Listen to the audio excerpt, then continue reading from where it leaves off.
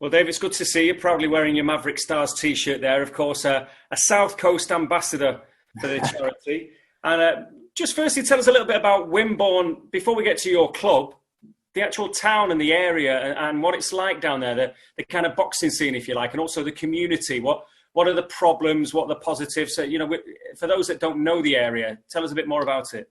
Yeah, sure. Wimborne itself, it's quite a small town. To be fair, it is quite a nice town. But like any area, there are generally when you go a bit further out, there are areas which are a bit sort of more low sort of poverty, and not trouble areas as such. But if you're going to get any issues, it will generally be in those areas. So like any town, there's a few more problematic areas, and Wimborne's no different. But I'll be honest, it is mainly youngsters, but it's because they're bored.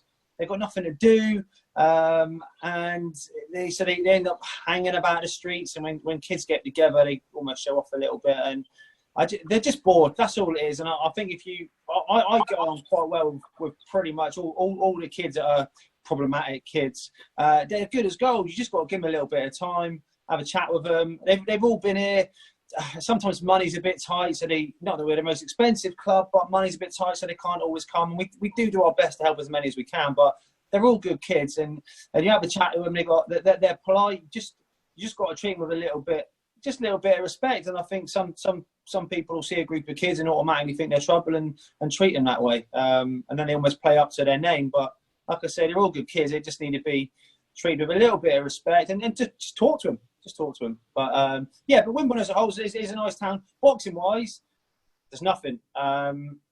Dorset, that's the county that we're in, it's got a lot of clubs, but actually in Wimborne we're the only club. And then you probably look about another 5 miles before a lot more clubs sort of come into play. But Wimborne did actually, I didn't realise this when I set the club up 5 years ago.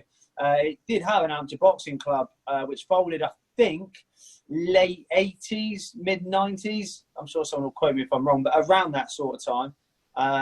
And I actually bumped into the original Wimborne Amateur Boxing Club founder about 3 years ago, who told me all about like how he ran it and what he'd done with the club. And it was great to catch up with him, great to chat to him. He sadly passed, I think, just over a year ago now. But he was for the short time that I knew him, he was a great guy. So Wimborne has had a boxing scene, but it's probably been dormant for about 15 years. And we kind of reignited it, and it's going well so far. So with you now doing what you're doing, and you've obviously been trying to move on kids in the boxing world as amateurs, and I know that you're open for professionals as well. So how's it all worked then? I mean, has it really boosted amateur boxing first and foremost? Are you seeing the effects now, and are you getting pros coming to you? I mean, has it really given the whole area a bit more of as you say, an awakening in boxing?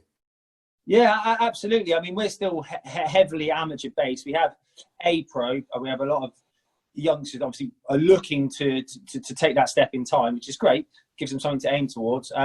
But yeah, I mean, Wimborne itself is very well known for its football club and very well known for its rugby club. So two very popular sports anyway, and Wimborne have two very strong teams, which is strange for a small town, but they do have two very strong teams in those areas. So when our kids are out in their kit, or when I'm out in my kit, or when we're out training and running, if we get stopped and asked, it will always be, "Oh, how's the football club going? Oh, have you got a game this weekend?" They just automatically associate us with either the rugby club or the football club.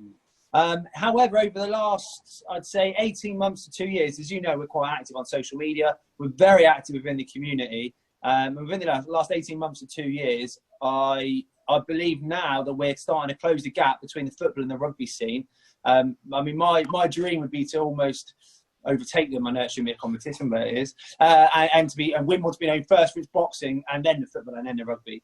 And I honestly believe, with the amount of people that are getting involved, and the impact that we're having on the community and the amount of work we're doing in the community, I believe we are closing that gap, and we are starting to. In fact, no, we have. I believe we put Wimborne on the map for boxing, and the more time that passes and the more we grow, hopefully the bigger the name becomes, and Wimborne does become even more well known for its boxing. And for those that don't know, then tell us about some of the initiatives that you're doing in partnership with Maverick Stars. So the main one that we started was Girls in Gloves. So that was an England Boxing. Well, England Boxing contacted us. I think Maverick Stars may have contacted England Boxing, and that's how it started. We do a lot of work with female boxers, a lot of work, and so that's what we were kind of noticed for about 2 years ago now, maybe a year and a half.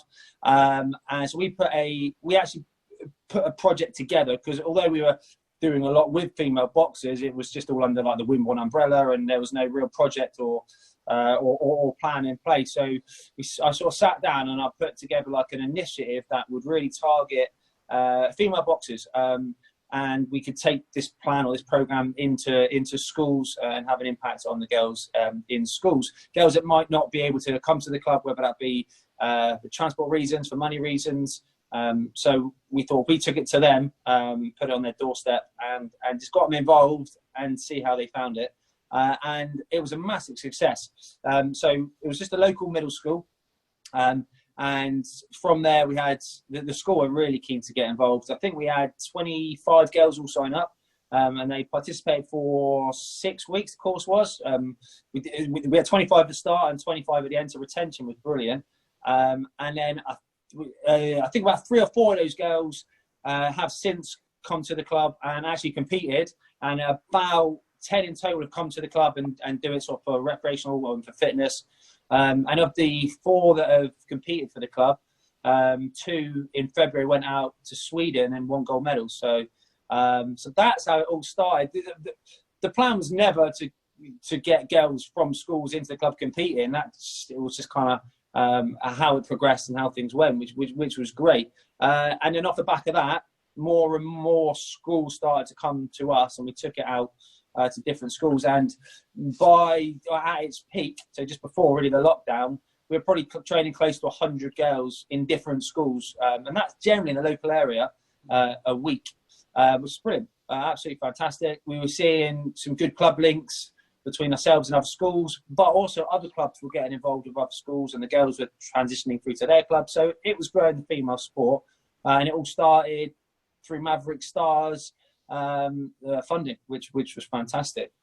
So we have since then, we've just put into place a Sting Like a Bee project, and it literally was just at the early steps. We've got the school were well on side, we've got the kids. I think we ran 1 session, and then lockdown kicked in.